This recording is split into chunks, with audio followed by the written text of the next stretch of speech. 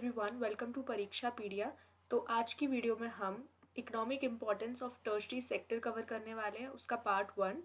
तो स्टार्ट करते हैं।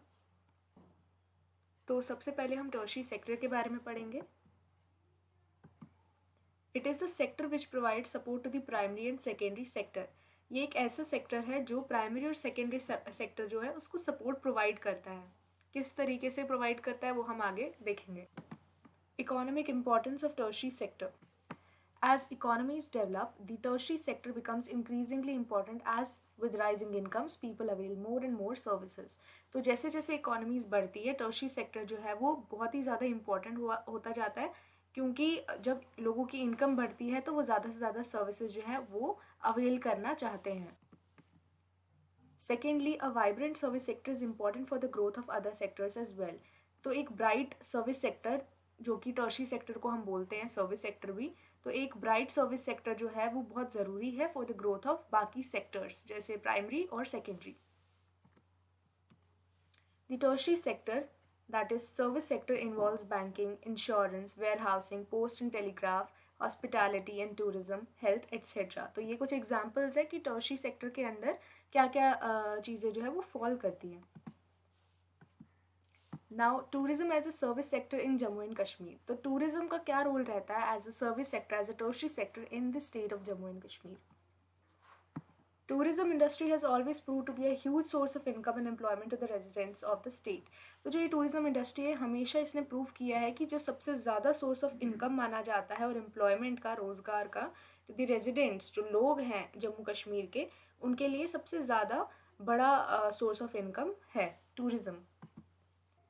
It is spread out in all parts of the state in different forms, whether it is destination tourism, where tourists are attracted to the natural beauty of the state, or pilgrimage tourism, where tourists visit holy places like temples or shrines.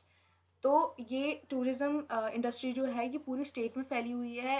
या तो हम बोल सकते हैं वो destination tourism के तौर पे फैली है या फिर पिलग्रिमेज टूरिज़्म के. अब डेस्टिनेशन टूरिज़्म में जो टूरिस्ट होते हैं वो नेचुरल ब्यूटी जो है स्टेट की उसकी तरफ अट्रैक्टेड होते हैं, और जो पिलग्रिमेज टूरिज़्म है वहाँ पे जो टूरिस्ट है वो टेम्पल्स और श्राइन्स विजिट करने के लिए जो आते हैं, ये पिलग्रिमेज टूरिज़्म के अंडर आता है.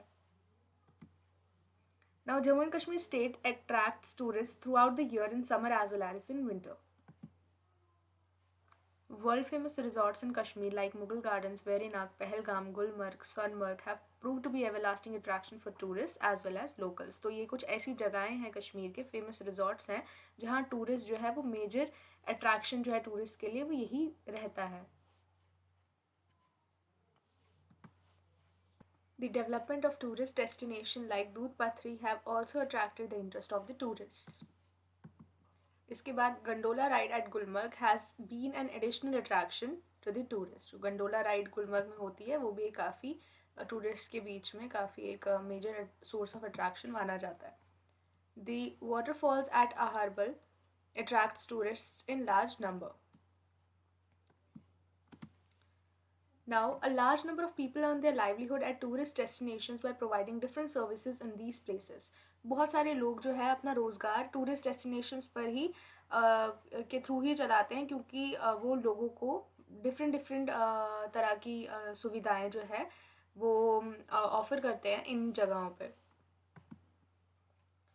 The government too has tried to raise its revenues by charging entry fees for entry in some of the above mentioned areas. जो अभी हमने कुछ जगहों के नाम पढ़े, तो वहाँ के लिए गवर्नमेंट ने भी रेवेन्यू बढ़ाने के लिए, अपना रेवेन्यू जो है वो चालू करने के लिए एंट्री फीस रखी है इन जगहों में एंट्री पाने के लिए. Now, Kashmir also has some shrines like the Hazratbal Shrine and the Amarnath Cave, which attracts pilgrims from all over the country.